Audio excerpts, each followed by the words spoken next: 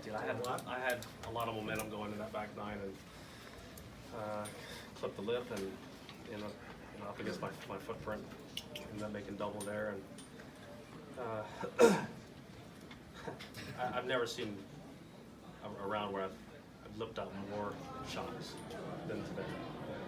I think it's like 6 lip outs or 7 lip outs today. It was unreal. What does that do to you mentally when you get those? Do you say, It's frustrating because I was just telling Amanda, I mean, that was the highest round I could possibly have shot today. 70 could have easily been nothing today. I had it going, I was playing well. The wind was a little bit tricky, but I was hitting it flush enough where I was getting through the wind. And as I said, I got really nothing out of the round today. In the tricky wind, does the cottonwood fluff at all help you gauge it, or is it just a nuisance?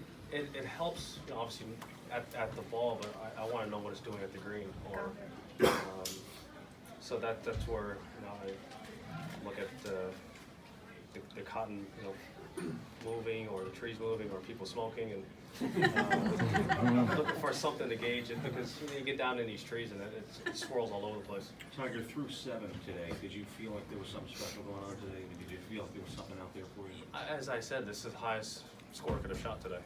I had it going through the front 9, and I just tugged the tee shot just enough up at 10 and ended up in a bad spot and made double there and didn't really get anything going. And I hit a good wedge into 14 and just happened to skip over the back, and I was close to a yard here, a yard there. You know, you look at 14, you look at what happened at 17, and those are shots that could easily been within 5-6 feet. Next thing you know, I'm in a tough spot.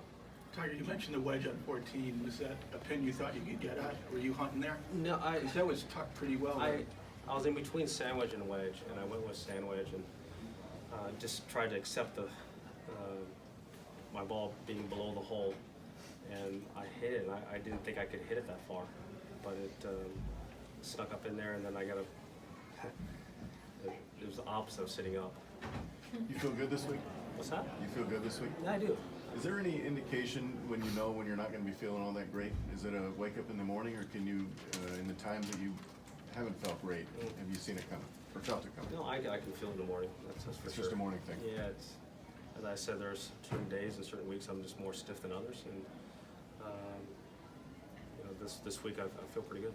Compared to the PGA and looking towards Pebble, how close do you feel like your game is right now? My game is right where I feel like it needs to be. I hit a lot of good shots the last 3 days here, and really haven't really scored like I've hit the golf ball. So if I can combine that and get something out of my rounds, this week I could easily been right there in the mix, and it wasn't that far away. Tiger, you were working on a drill on the range last night. Yep. Realize that's probably standard stuff, but was that specifically due to the driving, and is it something you got sorted, or is it just kind of normal? You're going to do that once in a while? Well, it was trying to. I'm trying to swing left, but also then again, not swing so far left. I rake across it and just spin it, and so trying to get deep enough in the backswing to make sure that when I do swing left, it's not wipey. Just on Pebble, mate, you've won there, Jack, Tom. What is it about that place that makes great champions, if you will? Well, I think you have to hit the golf ball well there. I mean, there's no two ways about it.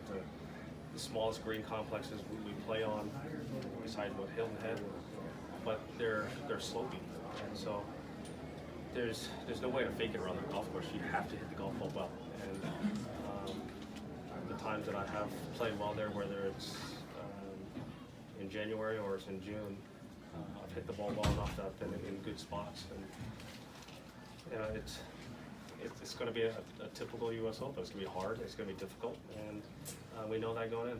Have you ever had Todd. Tiger, there's still players on the course now, but given how well you think you're playing, how do you approach tomorrow? Well, I'm so far back that and there's too many guys. I'm not going to win the golf tournament, but hopefully I go out there and play a positive round of golf tomorrow and get something out of my round like I haven't done the first 3 days, and get some positive momentum going into the Open. Tiger, have you ever had a beef with a U.S. Open setup, and if you did, what was it?